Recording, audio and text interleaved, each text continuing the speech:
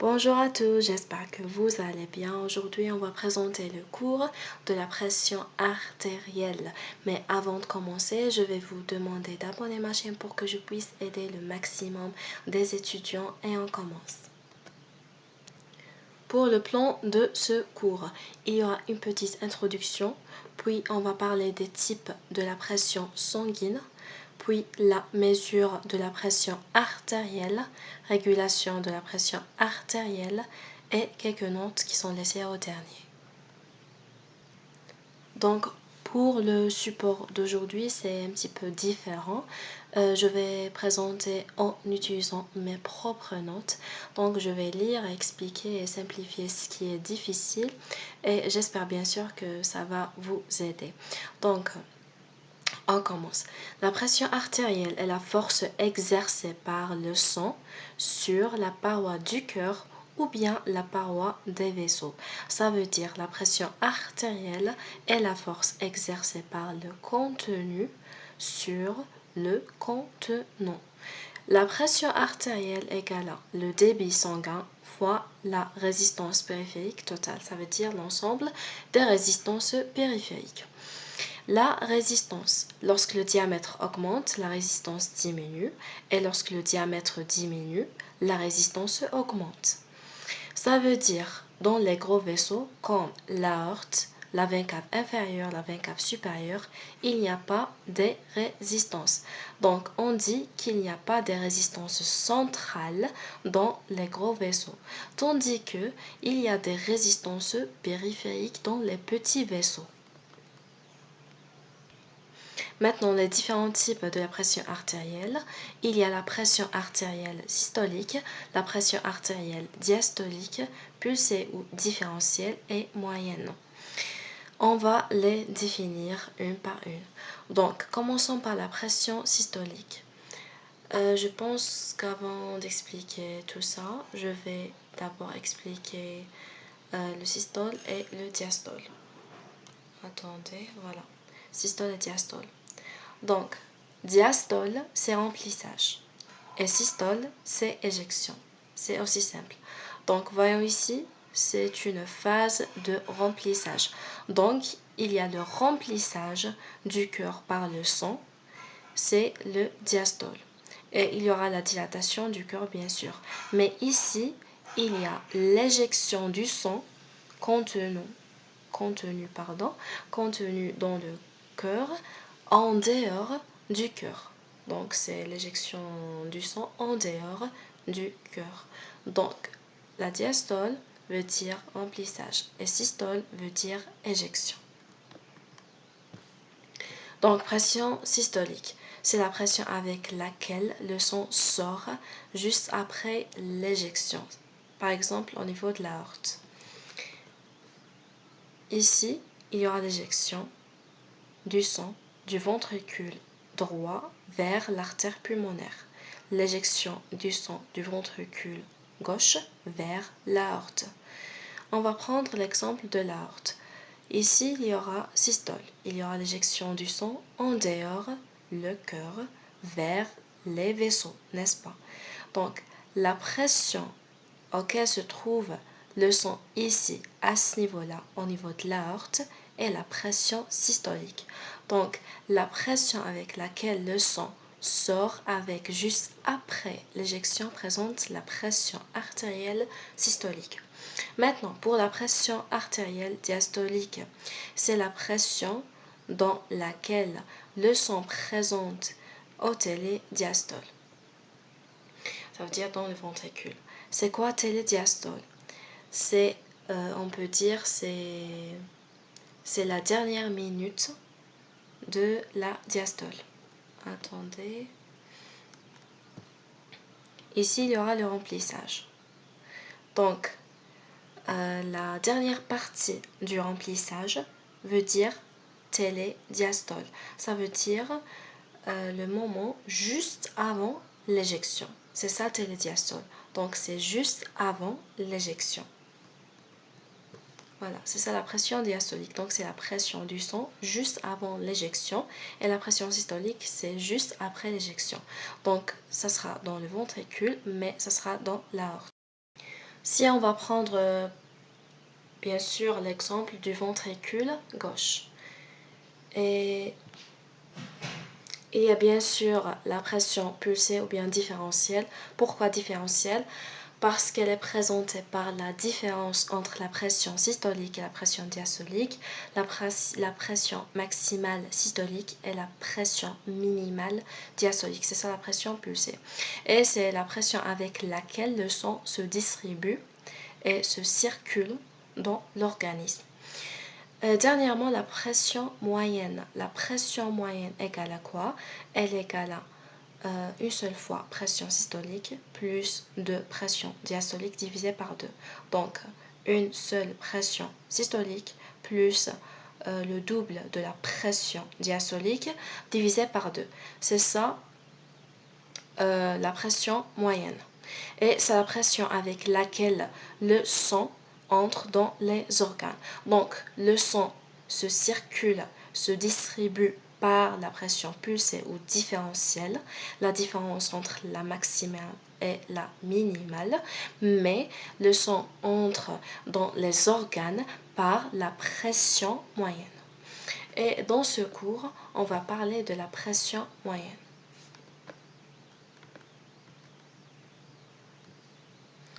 La mesure de la pression artérielle. Donc ici, pour éclairer les choses, il y a deux méthodes. Il y a la méthode directe de la mesure et la méthode indirecte. Et je ne sais pas vraiment pourquoi j'ai écrit ça ici. Mais bon, retenez que c'est la méthode directe par les cathéters et la méthode indirecte ou bien la méthode stétacoustique. Avant de parler des deux méthodes, je vais parler des conditions. Bien sûr, pour les conditions, il faut que le patient repose dans une période qui est supérieure à 10 minutes et il peut être soit assis ou bien couché. Ça veut dire à l'exception de la position debout. Voilà.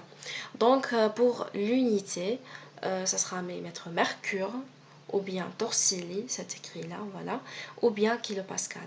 Donc c'est l'unité de la pression artérielle. Maintenant, on va parler de plusieurs méthodes. Commençons par la méthode stétacoustique parce que c'est la méthode classique, c'est la méthode indirecte et donc non invasive, c'est simple.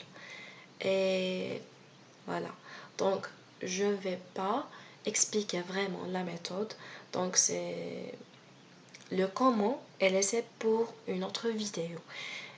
Je vais juste expliquer les éléments de l'appareil qui nous aident à mesurer la pression artérielle d'une façon stétacoustique. Donc ça comporte le brassard, non voilà le brassard, et ça comporte le stéthoscope, pardon, le stéthoscope. En fait, ça ne comporte pas le stéthoscope, mais on va utiliser le stéthoscope pour mesurer la pression artérielle par la méthode stétacoustique. Voilà. Et ça comporte également le sphygmomanomètre à mercure. C'est vraiment long. Je ne vais pas personnellement retenir ça. Mais bon. Donc, c'est une méthode comme j'ai mentionné, c'est une méthode qui est simple, qui est indirecte, qui est non invasive et c'est la méthode classique à mesurer la pression artérielle. La deuxième méthode, c'est la méthode invasive directe par les cathéters. Donc, on va introduire des cathéters dans des différents artères pour la captation de la valeur de la pression artérielle exacte dans cette artère. Voilà, c'est ça la méthode directe. Et il y a une autre méthode ici. Voilà, c'est MAPA, c'est la méthode ambulatoire de la mesure de la pression artérielle. Donc c'est quoi ce MAPA? C'est un tensiomètre qui doit être porté par le patient et qui va donner automatiquement des valeurs, soit chaque 1 heure ou bien chaque 30 minutes. Ça sera réglé par le médecin ou bien, je sais pas, l'essentiel. Donc ça va donner automatiquement des valeurs. Voilà. Voilà la méthode ambulatoire pour mesurer la pression artérielle. Donc, il y aura un boîtier ici et le brassard ici. Et ça sera porté durant toute la journée par le patient. Et il y aura ici l'apparition des valeurs automatiques chaque 1 heure ou bien 30 minutes, comme j'ai mentionné. Et je pense que c'est ça. Voilà les valeurs normales, si vous voulez les retenir. Et ici, j'ai écrit à quoi ça sert dire une hypertension et une hypotension. C'est normalement clair, mais bon.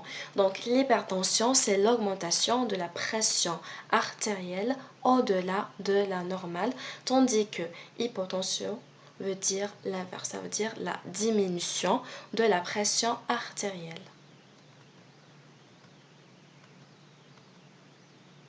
Voilà. Maintenant, on va parler de l'essentiel de ce cours, qui est la régulation de la pression artérielle. Bon, il y a plusieurs types de régulation. Commençons par la régulation qui dépend des variants.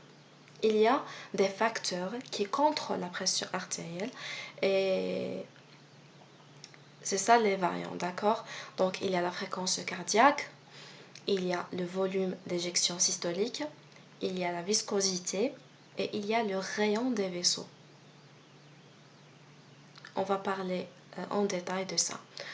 Et le deuxième type de la régulation de la pression artérielle, c'est la régulation par le système sympathique et parasympathique.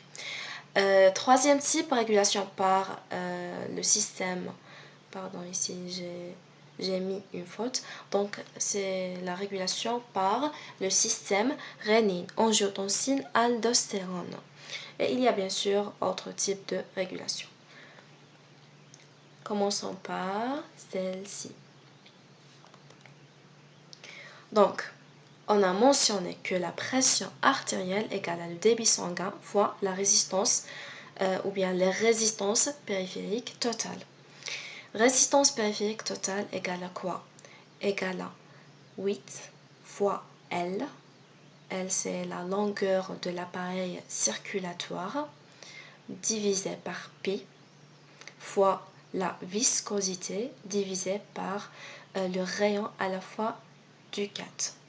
Donc, voyons ici, dans la signification des résistances périphériques totales, que 8, c'est constant.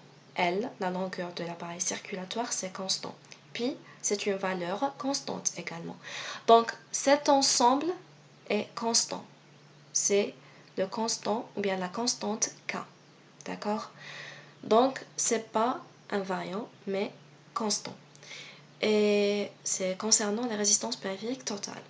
Pour le débit sanguin égale à quoi? Égale à la fréquence cardiaque fois le volume d'éjection systolique. Et les deux sont des variants, mais non pas des constants. Donc, techniquement, la pression artérielle dépend de la variation de la fréquence cardiaque, du volume d'éjection systolique, de la viscosité et du rayon. Voilà.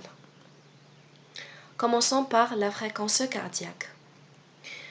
La fréquence cardiaque dépend de barorécepteurs, chémorécepteurs et des catécholamines, adrénaline et noradrénaline. Commençons par les barorécepteurs. Ce sont des mécanorécepteurs ou bien des tensiorécepteurs de la pression.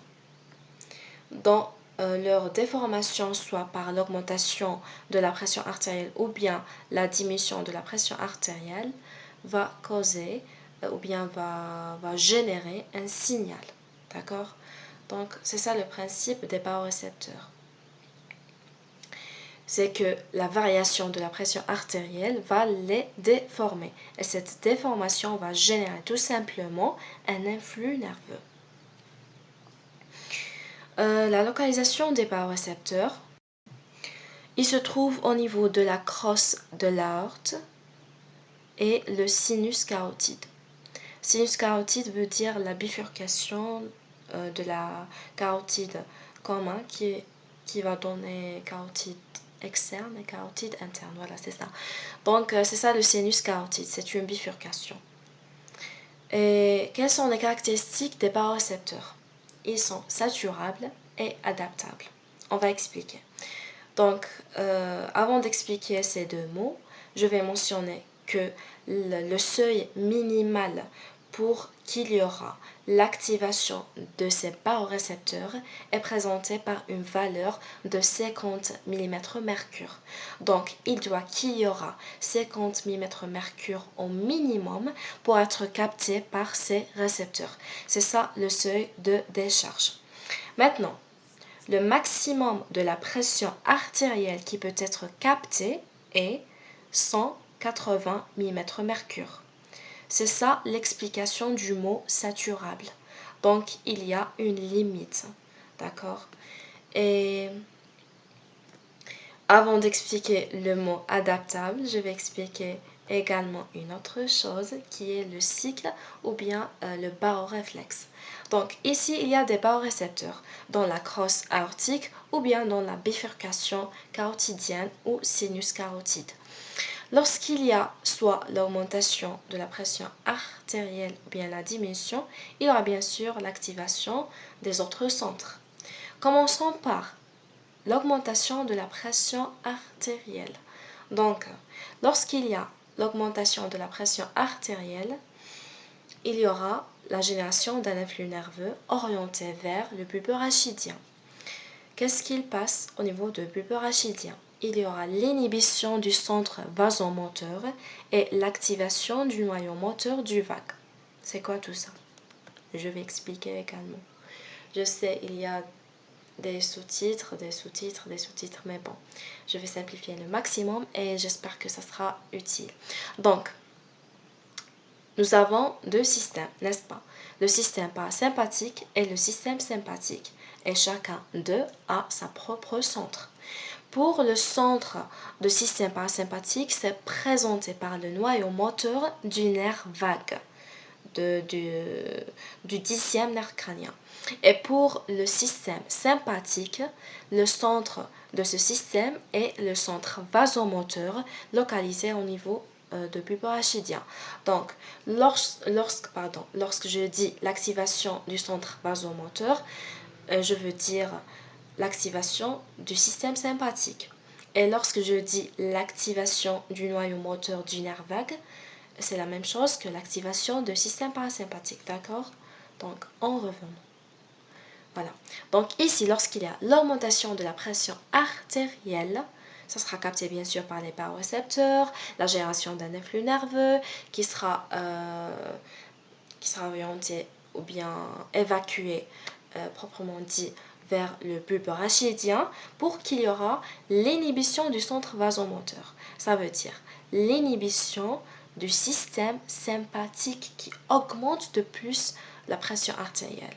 Et il y aura l'activation du noyau moteur du nerf vague, ça veut dire activation du système parasympathique qui est responsable de la diminution de la pression artérielle pour avoir la valeur normale de la pression artérielle.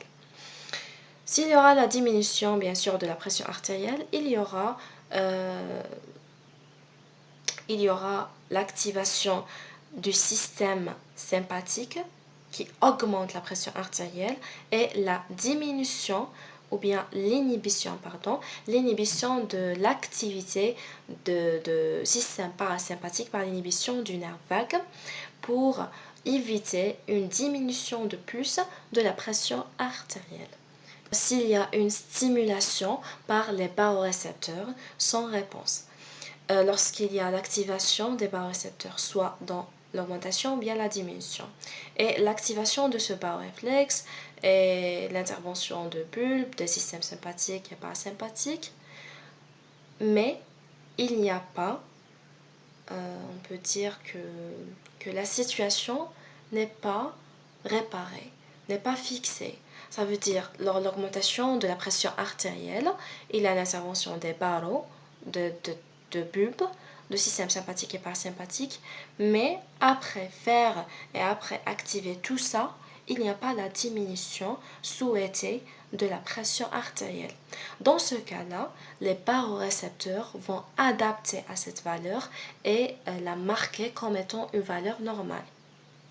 Donc, ils sont en train d'essayer la changer, d'essayer la changer, d'essayer la changer, mais après un certain temps, ils vont être épuisés et ils vont marquer cette valeur comme étant normale. Moi, je vais essayer de plus. Donc, je suis épuisée. Et voilà, c'est ça. Et voilà. C'est pour ça qu'ils ne sont pas une solution à long terme parce que le bulbe arrête de répondre après un certain temps.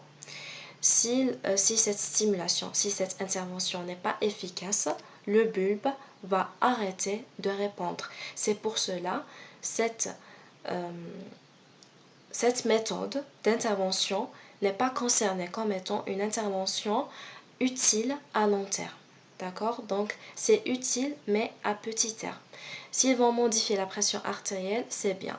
Mais si la pression artérielle n'est pas modifiée, ils vont arrêter à essayer la modifier. Et voilà. Les chémorécepteurs périphériques. On peut dire que les chémorécepteurs sont les voisins des barorécepteurs.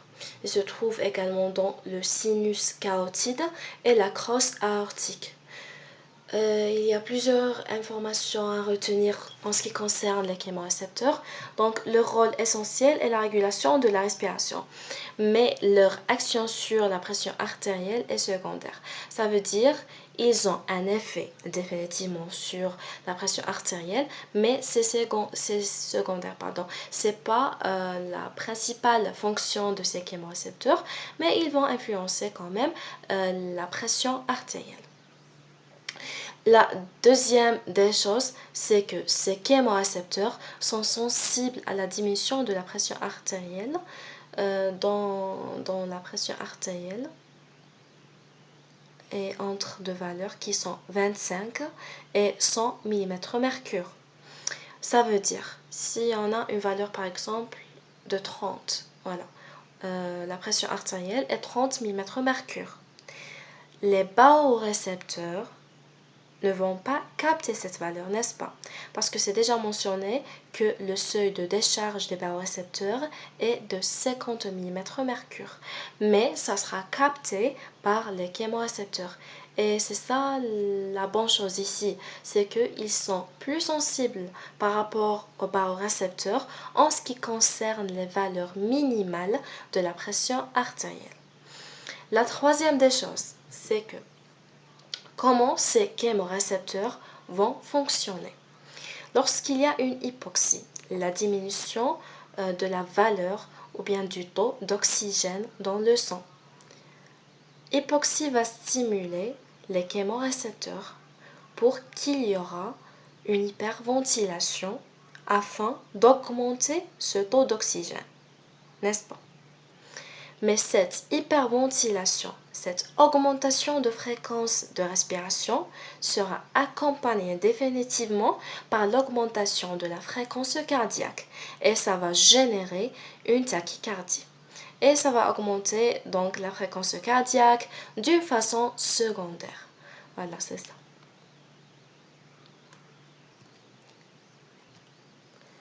Pour les catécholamines, c'est simple. C'est présenté par la noradrénaline et l'adrénaline qui augmentent la fréquence cardiaque. Voilà. Donc, deuxième variant, volume d'éjection systolique. Le volume d'éjection systolique dépend de trois choses, de la précharge, de la post-charge et de la contractilité. La précharge veut dire la quantité du sang qui est présentée au sein du cœur et qui sera éjecté. Donc c'est le contenu du sang du cœur qui sera éjecté. C'est ça la précharge. La post-charge, c'est l'ensemble des choses et des résistances qui s'opposent à l'éjection du sang dans l'un des deux, soit l'aorte ou bien l'artère pulmonaire. Donc c'est toute force qui s'oppose à l'éjection du sang. C'est ça post-charge. Et la contractilité, c'est bien sûr la force musculaire de muscles cardiaques qui peut éjecter ce sang en dehors du cœur. Donc, le volume d'éjection systolique dépend de ces trois. Et lorsqu'il y a l'augmentation de volume d'éjection systolique, il y aura bien sûr l'augmentation de la pression artérielle. Troisième des choses concernant les variants, c'est la viscosité. Elle est dépendante du taux des globules rouges dans le sang. Lorsque le taux des globules rouges augmente, la viscosité va augmenter. Et lorsque la viscosité augmente, il y aura bien sûr l'augmentation de la pression artérielle. Mais comment on va lutter contre la viscosité? Donc, il y a deux plans. Il y a plan A et plan B. Le plan A, c'est d'augmenter le taux d'eau. Ça veut dire diluer le sang par l'augmentation du taux d'eau. Donc, on va ajouter de l'eau et le sang sera bien sûr dilué et la viscosité va diminuer. Mais c'est d'une part. D'autre part, il y aura l'augmentation du volume du sang ou bien de la volémie qui va augmenter donc la pression artérielle. Donc ça va augmenter la pression artérielle mais d'une autre façon, c'est ça. Donc le plan A n'est pas un plan conseillé. Pour le plan B, on va diminuer le taux des globules rouges. Mais comment? On va créer un saignement. Ce saignement va diminuer le taux des globules rouges et donc la viscosité et donc la pression artérielle. Donc c'est un bon plan à prendre. Et dernièrement, concernant les variants, c'est la vasomotricité. Vasomotricité veut dire soit vasoconstriction ou bien vasodilatation. La vasoconstriction veut dire la diminution du rayon des vaisseaux et donc l'augmentation de la résistance et donc l'augmentation de la pression artérielle. C'est ça la relation. Vasodilatation veut dire augmentation du rayon. Lorsque le rayon augmente, la résistance diminue et lorsque la résistance périphérique totale diminue, la pression artérielle va diminuer. Il y a plusieurs vasoconstricteurs et vasodilatateurs qu'on va parler. Donc, en ce qui concerne les vasoconstricteurs, on va parler d'un seul, c'est l'endothéline. Et pour les vasodilatateurs, il y a plusieurs. Il y a monoxyde d'azote, c'est EDRF, je me souviens que c'est endothelial derived releasing factor or something. I don't know, we don't care. L'essentiel, c'est monoxyde d'azote. Il y a prostacycline, PGI2. Il y a EDHF, donc c'est la même chose ici. EDRF, on va remplacer le R par un H pour obtenir un autre facteur. Et il y a l'adrénoméduline. Voilà, l'adrénoméduline. Deuxième type de régulation, régulation de la pression artérielle par les deux systèmes sympathique et parasympathique. On va commencer par le système sympathique et on va aborder deux types de récepteurs. Il y a un récepteur de type alpha 1 qui ont une affinité pour la noradrénaline et des récepteurs de type bêta 2 qui ont une affinité pour l'adrénaline. Je vais mentionner que l'effet ici n'est pas dépendant 100% des médiateurs. Ça veut dire il n'y a pas des médiateurs qui sont purement stimulateurs et d'autres médiateurs qui sont purement inhibiteurs. Non, les choses ne passent pas comme ça. L'effet ici dépend de la répartition des récepteurs dans les organes. Donc la stimulation de système sympathique peut donner deux effets différents, juste parce qu'il y a deux types de répartition des récepteurs, d'accord? Donc si le nombre des récepteurs alpha 1 est supérieur par rapport au nombre des récepteurs bêta 2, il y aura une vasoconstriction lorsqu'il y a l'activation du système sympathique, et si c'est l'inverse, il y aura une vasodilatation. Donc on remarque le premier cas dans les reins, peau et tube digestif, et on remarque le deuxième cas dans le cœur et l'encéphale. Pourquoi cette répartition? Donc, ces organes vont sacrifier par leur débit afin d'augmenter la pression artérielle par une vasoconstriction. mais on ne peut pas risquer par le débit sanguin du cœur et de l'encéphale.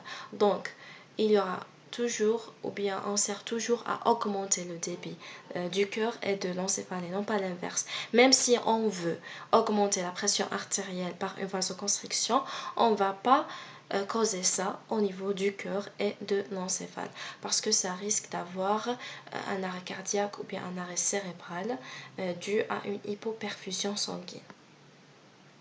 Le deuxième cas est également remarqué dans les muscles squelettiques parce que la vasodilatation va favoriser quelque sorte la perméabilité et donc ça va activer la sudation. Pour la notion des bêta-bloquants, c'est peu important donc je ne vais pas expliquer ça. Je ne sais pas pourquoi j'ai écrit ça. D'accord? Donc, les terminaisons de système sympathique peuvent sécréter d'autres choses qui sont des vasoconstricteurs ou bien des vasodilatateurs. Donc pour les vasoconstricteurs, il y a neuropeptide Y. Ça veut dire le système sympathique peut également sécréter autre que la noradrénaline d'autres médiateurs qui sont neuropeptide Y qui est un vasoconstricteur et le VIP qui est un vasodilatateur. Pour le deuxième système, c'est le système parasympathique. Le système parasympathique n'est pas trouvé dans la totalité du corps, juste dans le cerveau, le cœur, les tissus génitaux et la glande ou bien les glandes de la peau. Dans le reste de l'organisme, la diminution de la pression artérielle se fait par la diminution de l'activité du système sympathique puisque le système parasympathique est absent. Et quels sont les effets de l'acétylcholine? Ça veut dire du médiateur de système parasympathique. Donc, le système parasympathique va diminuer la pression artérielle. Mais quels sont les mécanismes exacts? Donc, ça sera par la diminution la diminution de la noradrénaline, de l'augmentation du monoxyde d'azote. Donc, j'ai dit par l'augmentation du monoxyde d'azote qui est un vasodilatateur et par l'augmentation du kallikréine. Kallikréine est l'enzyme qui va activer la bradykinine à partir d'un précurseur kininogène. Bradykinine, c'est un puissant vasodilatateur. Donc, kallikréine va activer tout simplement un puissant vasodilatateur qui est bradykinine.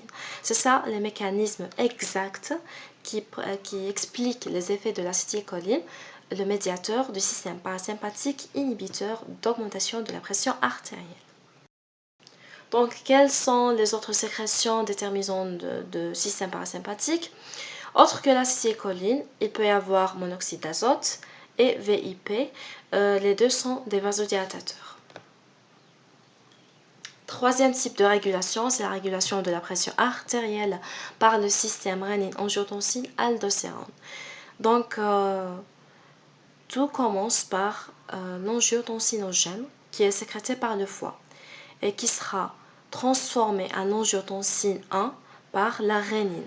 La rénine qui est sécrétée par l'appareil juxtaglomérulaire.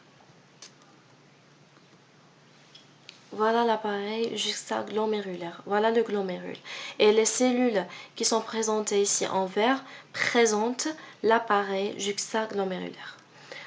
Donc, l'angiotensinogène va être transformé en angiotensine 1 par la rénine qui est sécrétée par l'appareil juxtaglomérulaire.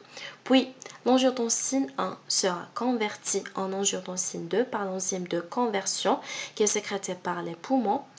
Et l'angiotensine 2 a plusieurs effets. Donc, ça va donner de 1 l'angiotensine 3 par l'intermédiaire de l'angiotensinase sécrétée par le foie également.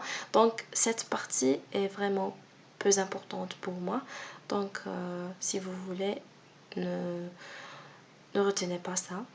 Et le deuxième effet, c'est une vasoconstriction. Donc augmentation de la résistance et donc augmentation de la pression artérielle.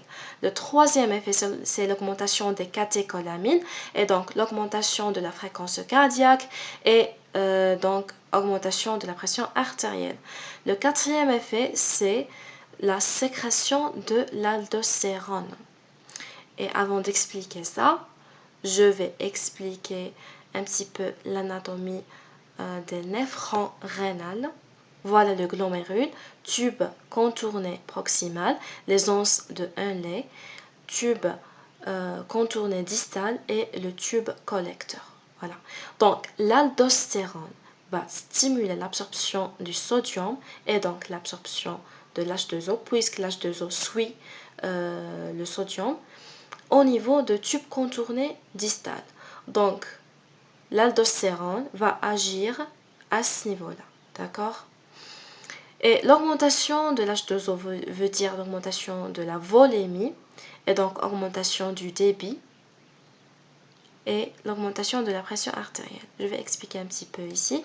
Donc, lorsque le volume augmente, bien sûr, le volume qui entre à l'intérieur du cœur va augmenter. Donc, le volume qui va remplir le cœur, c'est la précharge va augmenter. Donc, le volume d'éjection systolique, va augmenter et donc le débit va augmenter. C'est ça. Qu'est-ce qui va passer exactement? Et donc, l'augmentation du débit va augmenter dernièrement, bien sûr, la pression artérielle. Quelques informations, l'aldostérone est sécrétée par corticosurrénal, tandis que les catécholamines sont sécrétées par médulosurrénal. Voyons ici, voilà la glande surrénale. Corticosurrénal, c'est la partie superficielle de la glande et qui va sécréter l'aldostérone. Et médulo, c'est la partie centrale et qui va sécréter les catécholes. Voilà. Pardon. Quelles sont les autres méthodes de régulation? Il y a d'autres médiateurs qui sont l'ANF, c'est l'atrial natriurétique facteur. Lorsqu'il y a l'augmentation de la pression artérielle, il y aura la distension atriale, ça veut dire de l'atrium ou bien de l'oreillette cardiaque. Et lorsqu'il y a l'augmentation ou bien la dilatation de l'atrium, il y aura directement la sécrétion de l'atrial natriurétique facteur pour la diminution ou bien par l'inhibition du rénine-angiotensine-aldostérone de ce système activateur de la pression artérielle. Voyons ici, le système rénine-angiotensine-aldostérone sert à augmenter la pression artérielle. Donc, l'atrial natriurétique facteur qui sert à diminuer la pression artérielle va la diminuer indirectement par l'inhibition du système rénine-angiotensine-aldostérone. C'est ça. Quoi d'autre? L'ADH, l'antidiurétique hormone. C'est quoi l'essentiel de tout ça? Donc, de 1, c'est que l'ADH est sensible à la diminution de la pression artérielle et donc il sert à augmenter la pression artérielle. Le mécanisme d'intervention, c'est que l'ADH va causer la réabsorption de l'eau sans l'absorption de sodium. Ça veut dire la réabsorption indépendante de l'eau qui est indépendante des ions sodium par l'intermédiaire des aquaparines. Ça va bien sûr causer l'augmentation du volume sanguin et donc diminuer le volume urinaire ou bien la diurèse. Et éventuellement, il y aura l'augmentation de la pression artérielle. Sinon, si la situation est grave, l'ADH va intervenir comme un vasopresseur ou bien un vasoconstricteur pour favoriser de plus l'augmentation de la pression artérielle. Si on va parler des termes de la régulation de la pression artérielle, on va distinguer 3 termes. Court terme, moyen terme, long terme. Commençons par court terme. Ça veut dire les mécanismes qui vont agir pendant quelques secondes à quelques minutes, comme les barorécepteurs et le passage en orthostatisme. Qu'est-ce qui va passer précisément en orthostatisme? Et c'est quoi l'orthostatisme? L'orthostatisme, c'est le passage de la position allongée à la position debout. Qu'est-ce qui va passer exactement? Donc, voyons ici, c'est l'état de sang. C'est l'état de sang chez une personne qui est allongée. Lorsque cette personne passe à la position debout, la répartition du sang va être beaucoup plus dans la partie inférieure du corps, ce qui va causer la diminution de la pression artérielle ou bien dans les parties supérieures du corps. Voilà, c'est ça. Donc c'est une régulation, précisément diminution de la pression artérielle à court terme concernant l'orthostatisme. Et la régulation à moyen terme, c'est celle qui concerne la vasomotricité, vasoconstriction, vasodilatation, qui intervient dans quelques minutes à quelques heures. Et pour la régulation à long terme, c'est présenté surtout par le système rénine-angiotensine-aldostérone. Une petite note, la diminution de la pression artérielle est plus dangereuse que son augmentation. Pourquoi? Parce que la diminution de la pression artérielle peut risquer d'avoir un arrêt organique comme celui cérébral qui est très dangereux. Et c'était le cours de la pression artérielle. J'espère que ça sera utile pour vous. Si vous avez des questions, bien des critiques constructives, n'hésitez pas de les laisser dans les commentaires. Et n'oubliez pas de faire un petit like et subscribe. Je vous souhaite le très bon courage et à la prochaine.